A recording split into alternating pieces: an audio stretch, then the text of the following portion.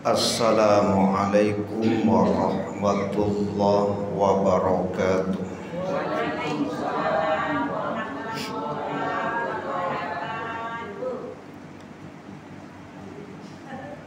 Semangat jawaban saya. Jumlah boleh tidak seperti biasa, tapi semangat tinggi kan itu. Hamdan wa syukran lillah, salatan wa salaman ala rasulillah. Ashhadu an la ilaha illallah wahdahu la syarikalah, wa ashhadu anna Muhammadan abduhu wa rasuluh la nabiyya ba'da. Allahumma salli wa sallim ala nabiyyina Muhammad wa ala alihi wa ashabihi ajma'in wa man tabi'ahum bi ihsanin ila yaumiddin. Qala Allah ta'ala fil Qur'anil Karim, A'udzu billahi minasy syaithanir rajim. Bismillahirrahmanirrahim.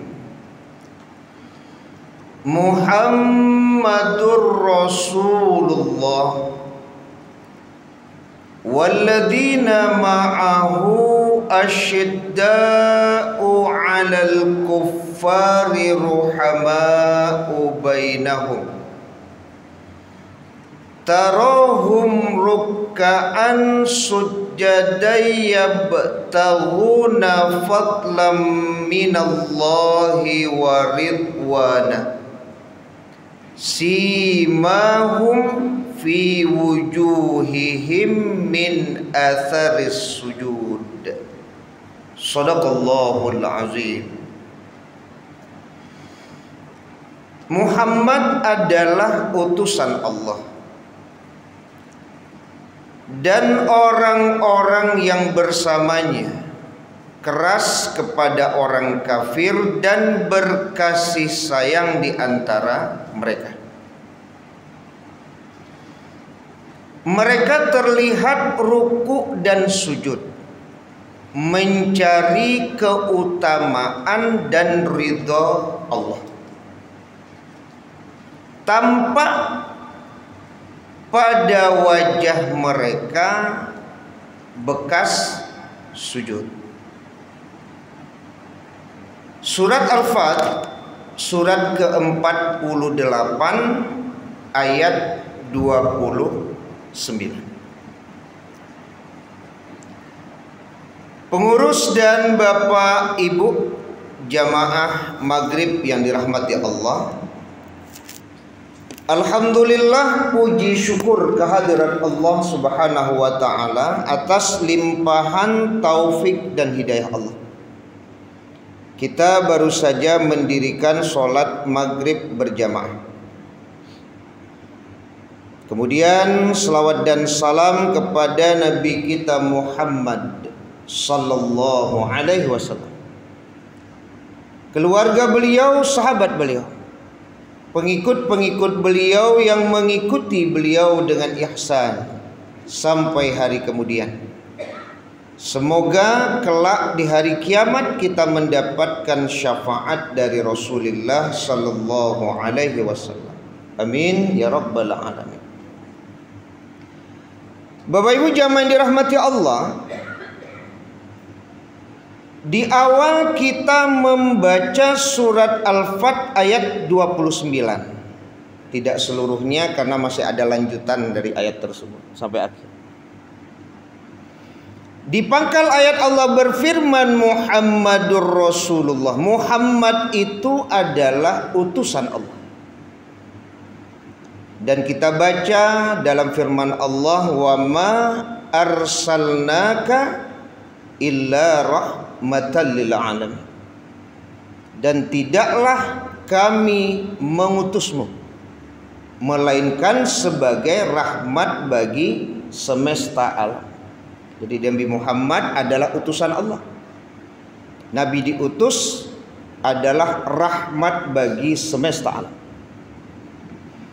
Maka di surat Yunus ayat 58, Bapak Ibu bisa baca, Qul bi fadlillahi wa bi rahmatihi fabidzalika falyafrahu huwa khairum mimma yajma'un. Katakanlah, dengan karunia Allah dan rahmatnya, hendaklah dengan sebab itu mereka bergembira.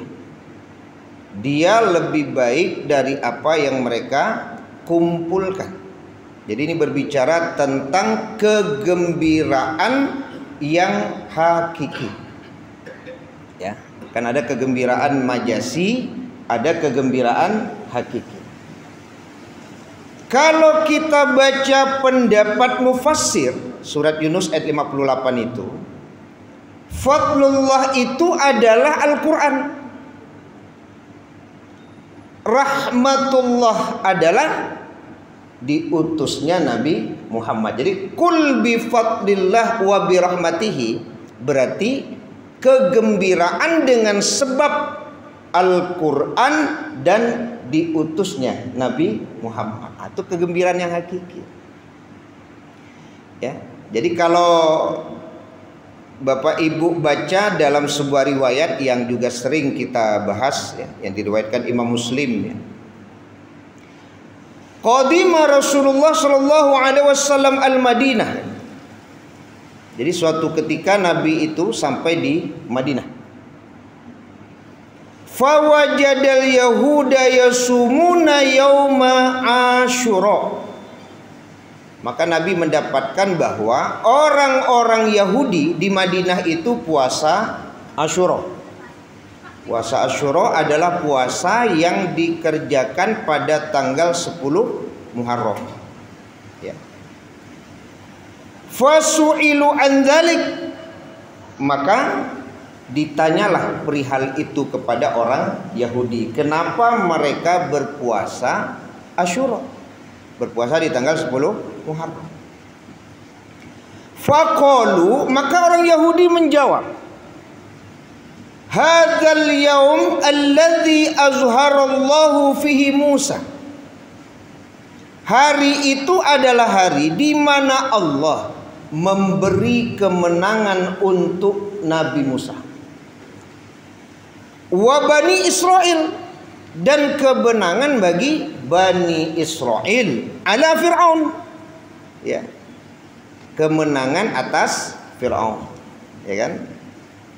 Fanahnu nasumuhu ta'zimallah, maka kami berpuasa untuk mengagungkan hari itu, karena hari itu Nabi Musa dan Bani Israel Allah beri kemenangan atas Fir'aun, maka orang Yahudi puasa. Itu yang disebut dengan puasa Asyura. Faqala Nabi sallallahu alaihi wasallam, lalu Nabi bersabda, nahnu aula bi Musa. Kita itu lebih utama terhadap Nabi Musa. Artinya lebih berhak sebenarnya kami ini daripada kalian. Terhadap siapa? Terhadap Nabi Musa. Ya. Fa amara bi saumihi, maka Nabi memerintahkan untuk juga berpuasa di tanggal 10 Muharram itu, yaitu puasa Asyura. Tapi memang diselisihi oleh Nabi bahwa kalau tahun besok beliau hidup akan berpuasa juga di tanggal 9. Nah, jadi Bapak Ibu jamaah yang dirahmati Allah, ada hubungan yang sangat erat nikmat Allah dengan apa yang dilakukan oleh Nabi. Ya, kan nikmat Allah itu. Nikmat Allah itu apa? Nabi Musa dan Bani Israel Allah beri kemenangan. Berarti kan ada rasa syukur yang sangat tinggi, yang membuat kemudian Nabi mempuasakan juga hari itu, gitu. Tentu semuanya atas perintah Allah Subhanahu wa taala. Itu kan wujud kegembiraan. Wujud kegembiraan terhadap apa? Terhadap nikmat yang Allah berikan. Maka ini menjadi salah satu dalil oleh para ulama bahwa ketika Rasulullah dilahirkan, maka kemudian kita bergembira dengan sebab lahirnya Nabi Shallallahu Alaihi Wasallam, yang kemudian diangkat Allah menjadi Nabi dan Rasul terakhir. Wa ma arsalnaka illa rahmatan lil alamin, sebagai rahmat bagi semesta alam. Nah, itu kan waktunya juga berbeda. Nabi Musa diselamatkan waktunya sudah lama, sampai kepada Nabi. Nabi lahir juga waktunya sudah lama, sampai pada hari ini. Maka kegembiraan tersebut adalah kegembiraan hakiki namanya. Ya, jadi gembira hakiki itu, Pak. Ya. Karena apa? Karena karunia Allah dan rahmatnya. Nah, cuman nanti wujud kegembiraan itu jangan salah, kan itu saja. Kalau di kampung biasanya kegembiraan bulan Maulud itu, Pak, jo masak lamang. Memang bahagia kan? Gembira, Pak. Bersama-sama, idui suasana, Pak. Hidup suasana. Bahkan pakai umbul-umbul, Pak. Iya, Pak. Asalkan masuk bulan Maulud itu nampak beda dibandingkan bulan yang lain gitu. Ya, kecuali Ramadan. Kalau Ramadan kan memang punya ciri khas tersendiri itu. Kalau bulan Maulud jale, Pak. Wah, ya, wah besok malamang wah, bulan-bulan Maulud. Ada kegembiraan, ada kebahagiaan. Dan tidak salah kan pendapat ulama, ketika ada ekspresi kebahagiaan dengan lahirnya Nabi, Pak, selama ekspresi kebahagiaan itu tidak menyelisihi aturannya, kan begitu, Pak. Ya, boleh jadi ada orang yang berselawat kepada Nabi, ada orang yang berbagi-bagi makanan kepada fakir miskin, Pak, ya kan? Ada orang yang kemudian mengadakan tablik akbar, ya kan? Ada, Pak, yang mengadakan tablik akbar, ada. Ya, tidak lain dan tidak bukan wujud dari kebahagiaan tadi itu, Pak. Kan ada yang salah. Ya. Tapi kemarin ada juga pengurus yang bilang, Ustadz, besok tablik akbar disesuaikan jadwal main bola, Ustadz. Jadi waktu akan menentukan hari tablik akbar Maulid Nabi, masuk ke WA saya jadwal main bola. Jadwal main bola, Pak. Jadi Ustadz tanggal 5, tanggal 6 itu agak payah jamaah tiba begitu, Ustaz. Bisa langgang Mas Haji main bola. Ah, ya agak barik juga. Karena kita punya target, Bapak Ibu. Tablik akbar tuh, Pak, biasanya kan ramai orang tuh, Pak. Orang yang mohon maaf mungkin selama ini tidak ada kesempatan ke masjid gitu ya. Tapi kalau acara tablik akbar tuh hadir, Pak. Hadir. Yo rami kan. Nah, harapan kita kan momen seperti itu bisa dijadikan momen untuk evaluasi diri gitu, Pak. Ya mudah-mudahan dari sekian banyak yang hadir ada tasangkui hatinya ke Mas Haji setelah itu, Pak. Momen kan, rugilah kita tidak memanfaatkan momen. Ya, termasuk bagi seksi pembangunan, Pak, momen tuh, Pak Ustaz. Biasanya kalau acara-acara gadang, Ustaz, tidak kurang 1 juta PO tuh, kasih itu lah kalau seksi pembangunan. Ya kan tergantung macam. Kalau seksi pembangunan tuh piti-piti pangan apa. Kan?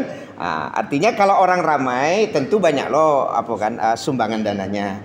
Kalau bagi seksi dakwah itu, Pak, mudah-mudahan dengan kehadiran yang ramai itu, Pak, Cie Duo tersentuh hatinya. Ini sebab memang ya seperti yang disampaikan oleh para guru-guru kita. Memang momen-momen seperti itu kalau tidak dimanfaatkan rugi pula kita. Karena momen seperti itu tidak tahu juga, Pak. Ramai orang kan itu. Kalau ceramah-ceramah biasa ya model-model iko lah kita. Ya kan? Dan hadir itu memang jamaah-jamaah tetap ya kan itu. Tapi kalau acara tablik akbar biasanya, Pak, ada wajah-wajah baru gitu ya. Ya maksudnya baru tampak kan itu. Ya sebenarnya lamanya baru tampak. Ya kemasa Pak selama kan itu. Nah, jadi Bapak Ibu jamaah dirahmati Allah Subhanahu wa taala, ya. Itu wujud kegembiraan. Jadi tidak salah seseorang mengekspresikan kegembiraannya ketika dihubungkan dengan nikmat Allah yang sangat besar, yaitu diutusnya Nabi Muhammad sallallahu alaihi wasallam. Itu nikmat yang luar biasa. Bagaimana tidak, Bapak Ibu? Beliaulah kelak yang bisa memberikan syafaat kepada umatnya. Di saat nabi-nabi yang lain tidak satu pun bisa memberikan syafaat, Pak, Nabi Muhammad Allah izinkan memberi syafaat kepada umatnya? Kan itu yang pernah kita bahas. Saya memang dikritisi juga oleh seorang jamaah ketika di pembukaan itu menggunakan kalimat semoga kelak di hari kiamat kita mendapatkan syafaat dari Rasulullah Sallallahu Alaihi Wasallam. Jamaah tadi tidak sepakat dengan bahasa itu. Ustaz, syafaat itu bukan punya Nabi, Ustaz. Syafaat itu milik Allah. Jadi dia tidak sepakat dengan kalimat yang di akhir tadi, Pak. Kalau di awal kan biasanya model itu. Semoga kelak di hari kiamat kita mendapatkan syafaat dari Nabi Sallallahu Alaihi Wasallam. Beliau tidak sepakat. Karena dalam pandangan beliau syafaat itu milik Allah. Memang tidak salah Bapak Ibu. Syafaat itu memang milik Allah. Tapi Allah memberi izin salah satunya kepada Nabi Muhammad untuk memberikan syafaat, Pak. Berarti sudah ada izin Allah. Kalau tidak, mana Nabi berani mengatakan itu syafaatku, Pak? Kalau tidak ada izin dari Allah. Ya kan? Sebagaimana yang pernah kita bahas. Kalau azan berkumandang, setelah azan kita membaca doa, Pak. Kan baca doa tuh. Kan la ilaha illallah, gitu ya. Maka kita akan menjawab la ilaha illallah, tapi kan tidak pakai Muhammadur Rasulullah di situ. Karena di hadis Nabi, ya, ketika muazzin mengumandangkan azan, jawablah sebagaimana yang diucapkan muazzin kecuali hayya 'alas shalah dan hayya 'alal falah. Berarti la ilaha illallah ya cukup la ilaha illallah saja. Tidak ada tambahan Muhammadur Rasulullah. Tapi di situ ada, Pak, kebolehan berselawat, sunnah malahan di situ. Sunnah berselawat kepada Nabi setelah azan dikumandangkan, itu ada dalilnya tuh, Pak. Jadi setelah la ilaha illallah salawat dulu. Allahumma sholli ala Muhammad wa ala ali Muhammad. Itu salah satu tempat yang memang salawat disunahkan. Baru kemudian baca doa. Allahumma rabba hazihid da'watit tammah sampai habis. Maka di akhir hadis halat lahu syafaati yaumal qiyamah. Nah, itu bunyinya. Halal syafaatku baginya kelak di hari kiamat. Memang itu bunyinya, Pak. Syafaatku bunyinya. Ya kalau syafaatku, kalau kita mengatakan tentu syafaat Nabi. Syafaat adalah milik Allah, tapi Allah memberi izin kepada Nabi Muhammad untuk memberikan syafaat kepada umat. Semoga kita termasuk yang mendapatkan syafaat itu kelak di hari kiamat, insya Allah. Nah, jadi Bapak Ibu jamaah yang dirahmati Allah Subhanahu Wa Taala, ya karena selawat kan salah satu wujud kecintaan seorang hamba kepada nabinya, Pak. Ya, siapa yang berselawat kepadaku 1 kali, maka Allah juga akan berselawat kepadanya 10 kali. Kalau dalam hadis yang lain kita baca, satu salawat itu akan diangkat derajat 10 derajat, akan dihapus dosa 10 kesalahan. Jadi kalau seandainya kita membaca salawat 100 kali, saya masih ingat Bapak Ibu, Ustaz Abdul Somad waktu itu berbagi. Karena beliau berusaha juga setiap hari istighfar 100, Pak. Kemudian salawat Nabi 100. Lupa saya satu lagi itu apa yang 100 itu. Tapi kan tidak terbayang kalau kita bisa mengamalkan itu, Bapak Ibu. Kita ambil selawat kepada Nabi 100, Pak. Berarti kalau 100 kita berselawat kepada Nabi kali 10, berarti 1000 derajat kita diangkat Allah. Ya, berarti 1000 kesalahan kita diampuni Allah, Pak, dengan berselawat itu. Jadi silakan Bapak Ibu yang memperbanyak selawat kepada Nabi Sallallahu Alaihi Wasallam. Itu wujud cinta kita kepada beliau. Nah, Bapak Ibu jamaah yang dirahmati Allah, ya. Berdasarkan surat Al-Fat ayat 29, bahwasanya orang-orang yang bersama Nabi Muhammad, ya, semoga bersama Nabi itu termasuk yang mendapatkan syafaat kelak di hari kiamat, ya kan? Semoga juga kita ditempatkan bersama beliau di telaga Al-Kautsar, ya, yang bukan saja untuk Nabi tapi juga untuk umatku, kata Nabi Muhammad. Kita berharap dikumpulkan bersama orang-orang soleh, ya, dengan para nabi, siddiqin, ya, syuhada, solihin. Yang pertama itu Bapak Ibu, orang-orang yang bersama Nabi itu adalah asyidda'u 'alal kuffar. Ini sering sekali dibahas oleh para mubalik dan asatid. Apakah kita punya yang namanya asyidda'u 'alal kuffar itu? Kalau makna asyidda, pendapat ulama bisa bermakna keras, bisa bermakna tegas. Kufar itu bisa bermakna orang kafirnya, bisa bermakna bentuk kekafirannya, Pak. Ya, kalau kita ambil contoh salah satunya Bapak Ibu, kalau kafir ini kan dalam pembahasan para ulama kan ada namanya kafir harbi, ada kafir zimmi, ada kafir mu'ahad, ada kafir musta'an, kan itu. Ya. Kalau kafir harbi itu adalah orang kafir yang memang memerangi umat Islam, Pak. Ya kan? Wa qatilul musyrikina kaffah kama yuqatilunakum kaffah. Dan perangilah orang-orang musyrik itu seluruhnya sebagaimana mereka memerangi kita seluruhnya. Itu kafir harbi itu, Pak. Itu yang dimaksud keras di situ, Pak. Itu yang dimaksud keras. Ya. Termasuk contoh dari Khalifah Mu'tasim Billah itu, Pak. Ketika terdengar di telinga beliau bahwa di Amoriyah, Pak, itu kan tragedi Amoriyah itu, ada seorang wanita muslim yang dilecehkan, Pak, dengan cara menyangkutkan penutup kepalanya, kalau bahasa kita dipaku gitu, sehingga ketika berjalan tersingkap auratnya, Pak. Lalu dia berteriak, "Wahai Mu'tasim Billah, di mana engkau?" Rupanya sampai ke telinga Mu'tasim Billah, Pak. Itu tragedi Amoriyah itu.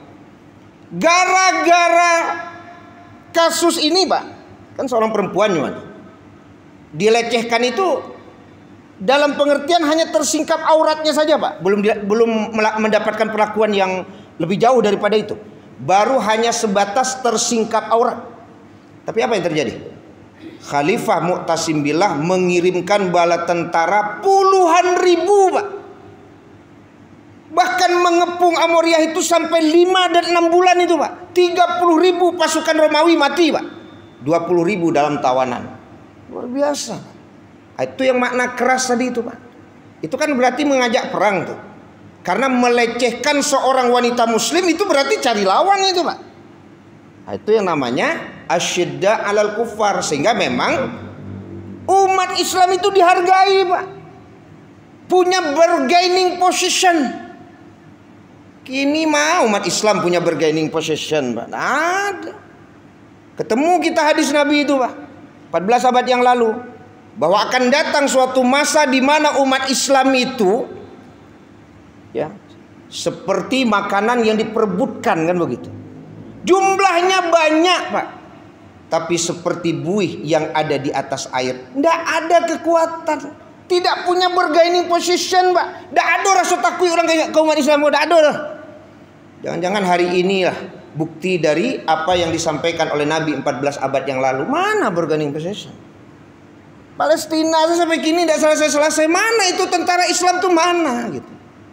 Mana, Pak? Mana yang super power Islam tuh mana gitu? Ada. Kalau memang Islam punya kekuatan, selesai Yahudi. Ada. Karena memang sekali lagi bahasa asyidda 'alal kuffar itu tidak sesuai dengan yang seharusnya. Maka permintaan itu kalau asyidda 'alal kuffar itu kan harusnya negara-negara Islam ini sudah mengirim bala tentara semuanya, Pak. Indonesia kirim, Malaysia kirim, mana negara Islam kirim semua, Pak. Itu baru disebut asyidda 'alal kuffar. Karena dia memerangi saudara kita, Pak. Kalau dia memerangi saudara kita berarti memerangi kita itu, Pak. Karena negara Islam itu satu, Pak. Ya, tidak ada namanya Islam Eropa, Islam Afrika. Tidak ada, Pak. Islam itu satu. Cuman dia tinggalnya di Eropa, dia tinggalnya di Afrika tuh, tuh. Tapi kalau ada bahasa Islam Eropa, Islam Afrika tuh Islam Indonesia adalah. Itu namanya Islam Nusantara ujung-ujungnya. Gara-gara Islam model itu muncullah istilah Islam Nusantara. Itu bahaya itu. Ya, itu bahayanya. Nah, jadi Bapak Ibu jamaah dirahmati Allah Subhanahu wa taala, makna asyidda 'alal kufar yang pertama itu betul-betul keras kepada orang kafirnya, Pak. Tapi kalau mereka tidak memerangi kita, itu yang dicontohkan Nabi di Madinah, Bapak Ibu. Apakah ada orang Yahudi? Ada, Pak. Apakah di Madinah ada orang Nasrani? Ada. Ada juga orang Majusi. Nah, ada diperangi Nabi, Pak. Tak pula dipaksa masuk Islam. Yang tak masuk Islam beko malam digantung. Tidak ada, Pak. Tidak ada. Ya, artinya la ikraha fiddin. Kan tidak ada paksaan dalam beragama. Nabi menulis surat ke kerajaan-kerajaan kan juga begitu, Pak. Ya kan? Tidak semua pula kerajaan-kerajaan yang disurati Nabi lalu memeluk Islam. Tidak, Pak. Tapi mereka menerima. Menerima dalam pengertian mereka tidak memerangi, Pak. Dan mereka siap membayar yang namanya jizyah, yaitu pajak. Pajak, Pak.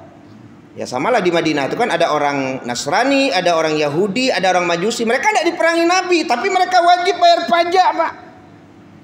Jadi pajak itu Bapak Ibu sebenarnya dalam syariat itu bagi orang kafir. Bagi orang muslim, bagi orang mukmin bukan pajak, Pak, zakat namanya. Jadi jangan disamun lo pajak di zakat, Pak. Alah seorang itu saya menyamun. Ya. Anak awak aja satu-satu lo menyamun pajak ju zakat. Beda pajak ju zakat tuh, Pak. Kunya samun saya pajak ju zakat deh. Ya kan? Beda, Bu. Ya. Kalau zakat itu ada namanya nanti perintah Allah di dalam Al-Qur'an. Pajak enggak ada, Pak. Kalau zakat aja khudz min amwalihim shadaqatan. Sedekah di situ yang dimaksud adalah pajak. Pajak itu memang ada dalilnya, Pak. Kemudian di pajak itu, di zakat itu ada dalilnya. Di zakat itu ada namanya muzaki, ada namanya mustahik, Pak. Tidak setiap orang pula yang kemudian wajib mengeluarkan zakat. Enggak, Pak. Ada hitung-hitungannya. Nah, kemudian menerima zakat itu juga Allah firmankan di dalam Al-Quran ini disebut dengan asnaf 8. Ada, Pak. Pajak tidak ada tuh, Pak. Tidak ada pajak. Pajak sembarang kanai saja. Orang bangsek kan aja pajak diwajib. Kena semua, Pak. Ada PBB lah namanya. Belanja saya di kadai wajah. Kena aja pajak. Bali makan akan aja pajak. Lu buat berang ibu-ibu aja. Bali badak tu gadang pajak. Bali badak sekian pajak gadang. Jadi beda antara pajak dan zakat. Jangan disamakan. Tapi sekali lagi kalau dalam syariat Bapak Ibu yang dilakukan oleh Nabi, pajak itu untuk orang kafir sebenarnya, Pak. Itu kalau kita belajar dalam sejarah. Bagi orang-orang muslim, bagi orang beriman namanya adalah zakat. Jadi tidak sama antara zakat dan pajak. Nah, itu dia. Ya, jadi memperlakukan orang kafir itu tidak sama, Pak. Antara kafir harbi, ada kafir zimmi, ada kafir musta'an, ada kafir mu'ahad. Makanya ada dalam hadis Nabi, man qatala mu'ahadan lam yarah raihatal jannah. Barang siapa yang membunuh kafir mu'ahad, artinya orang kafir yang berada dalam perlindungan, Pak, umat Islam. Kalau bahasa kita gencatan senjata tuh. Ya, dilindungi mereka itu. Tapi dibunuh, Pak. Yang membunuhnya itu tidak akan mencium bau surga. Lam yarah raihatal jannah. Fa inna rihaha tujadu min masirati arba'ina aman. Padahal bau surga itu Bapak Ibu tercium dari jarak 40 tahun perjalanan. Yo rugi rasanya tidak masuk surga, Pak. Baunya saja Bu aja itu bisa tercium dari jarak 40 tahun perjalanan. Kira-kira bara jauh tercium bau surga itu, Pak. Iyalah rugi mana Bapak Ibu kok tidak bisa masuk surga itu, Pak. Berapa rugi kita? Ya. Nah, orang yang membunuh kafir mu'ahad jangankan masuk surga, Pak. Mencium bau surga saja tidak. Padahal sekali lagi bau surga itu tercium dari jarak 40 tahun perjalanan. Oh, memang rindu kita, Pak. Semoga kita Allah kumpulkan nanti di surganya Allah Subhanahu wa taala. Nah, Bapak Ibu jamaah yang dirahmati Allah Subhanahu wa taala, ya. Jadi itu makna asyidda. Asyidda juga bermakna tegas, Pak. Makanya kita baca di surat Al-Kafirun itu kan, asbab nuzulnya itu kan ketika orang-orang kafir Quraisy, petinggi-petingginya datang kepada Nabi, Pak, memberi tawaran. Bagaimana kalau engkau Muhammad menyembah Tuhan kami selama 1 tahun? Kan itulah. Kami juga akan menyembah Tuhan engkau selama 1 tahun. Kalau engkau mendapatkan kebaikan dari Tuhan kami, engkau beruntung. Kalau kami mendapatkan kebaikan dari Tuhan engkau, kami pun beruntung. Maka turunlah surat Al-Kafirun yang di penutupnya adalah lakum dinukum waliyadin. Bagimu agamamu, bagi saya agama saya. Itu namanya tegas, Pak. Awak tidak bertempur dengan orang kafir Quraisy, tapi ada ketegasan, punya prinsip lakum dinukum waliyadin itu. Kemarin ada seorang mahasiswi, sudah tamat dia, Pak, ya, di salah satu kampus kesehatan, ya, kampus kesehatan, Pak Bil. Jadi diterima bekerja di salah satu tempat pekerjaan, tapi syaratnya Anda harus buka jilbab. Anda harus buka jilbab, ya. Baru Anda bisa kami terima. Setelah saya lihat ternyata di tempat itu, Pak, ada yang pakai jilbab, tapi di divisi yang lain pakai jilbab. Tapi di divisi yang dia melamar tuh, Pak, memang tidak ada yang pakai jilbab, Pak. Ambo calik bana yang malah kan, yang tidak boleh. Ya, jadi di divisi itu saja. Ya, bagian yang menerima kan itu. Maka dia jawab saja, Pak. Ya, walaupun tidak bahasanya lakum dinukum waliyadin. Tidak itu bahasa. Tapi ya, enggak apa aja dia, enggak respect saja. Ya, artinya enggak kerja, enggak lah. Artinya enggak kerja di situ. Masih banyak tempat pekerjaan yang lain. Itu berarti kan kufar. Karena kufar itu tidak saja dimaknai orang-orang kafir, kufar itu juga dimaknai bentuk-bentuk kekafiran. Ya. Makanya bahasa asyidda 'alal kufar itu juga dipahami, Pak, punya prinsip. Kan kaitannya dengan akidah itu, Pak. Ya kan? Kaitannya dengan apa? Dengan akidah. Tidak sembarang kane itu kan itu kan. Kadang kan di anak-anak awak tambah lo gayanya buka asal lah. Besok pakai lo lihat. Ya Allah. Ya mencari kerajoku susah nak. Biar salah nak kan itu. Ya kan? Enggak ada nak. Coba bayangkan gayanya pun tidak punya bahasa asyidda 'alal kufar itu. Tidak punya dia ketegasan itu, Pak. Nah, jadi kufar itu bentuk-bentuk kekafiran itu, Pak. Punya prinsip namanya itu. Ya. Sebenarnya kalau dibaca pendapat-pendapat ulama asyidda 'alal kufar ini bukan saja kepada orang kafir, kepada bentuk-bentuk kekafiran, Pak. Yang bisa menjerumuskan kita ke dalam perbuatan-perbuatan yang memang menentang Allah gitu. Makanya dulu saya bahas kan, ya, dalam keseharian kan sering tuh Bapak Ibu. Ya, umpamanya kalau kabar ube jo beliau harus bawa ayam sekua. Ini ada syaratnya, Pak. Ini kalau dukun kampung gue pakai syarat, Bu. Syaratnya tuh bawa ayam sekua. Langsung nyoba pikir, Pak. Kalau itu suruh bawa ambo nak nio berubek, nak kau berubek tanti. Itu yang asyidda 'alal kufar tuh. Itu asyidda. Jadi bukan hanya kepada orang kafirnya, tapi keras terhadap bentuk-bentuk kekafiran. Sebagian kan tidak ada. Cubo jual ada. Nyo awak sembuh tuh kan karena izin Allah.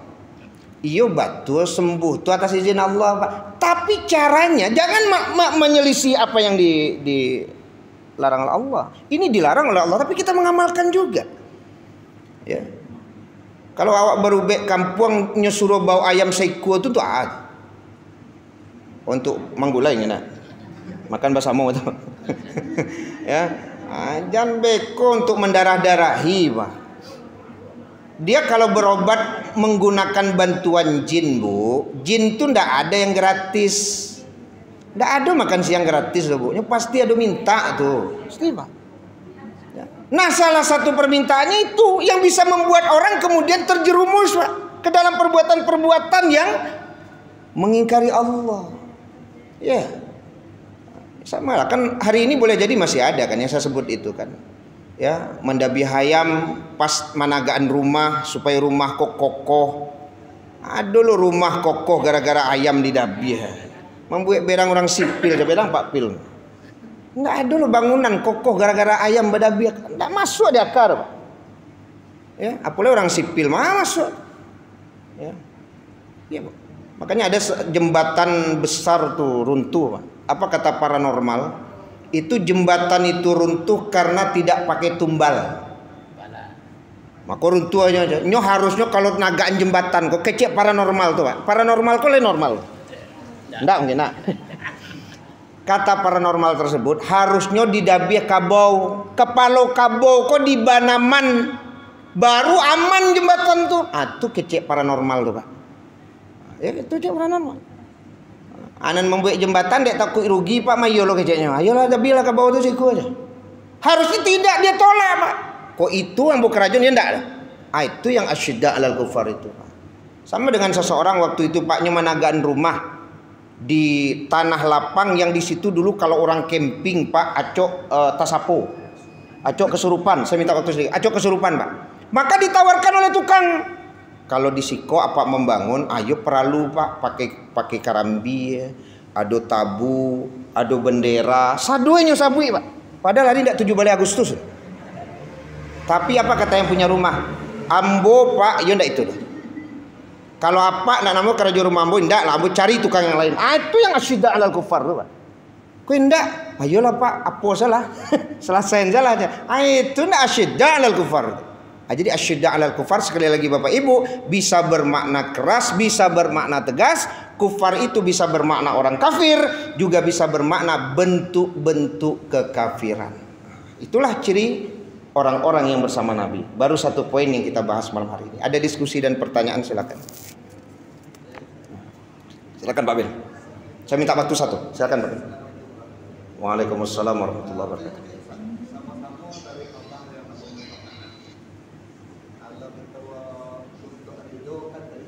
Iya, iya. Kalau syafaat pernah dibawa dalam doa. Allah sedangkan sementara itu dengan namamu ya Rabb, dengan harap itu. Iya. Apa berbeda?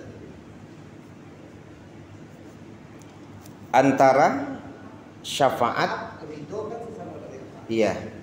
Ya kalau kita terjemahkan sebenarnya Bapak Ibu, syafaat itu doa juga artinya sebenarnya. Ada juga yang menerjemahkan syafaat itu kan pertolongan. Sebenarnya syafaat itu sekali lagi adalah haknya Allah. Tapi Nabi diberi izin untuk bisa memberikan syafaat kepada umatnya. Artinya tidak ada yang menyelisihi. Pada satu waktu kita memang bersandar langsung kepada Allah. Iyyaka na'budu wa iyyaka nasta'in. Hanya kepada Engkau ya Allah aku mengabdi atau menyembah. Hanya kepada Engkau aku minta pertolongan. Tapi di sisi yang lain kita juga diberi oleh Allah Bapak Ibu peluang dapat syafaat.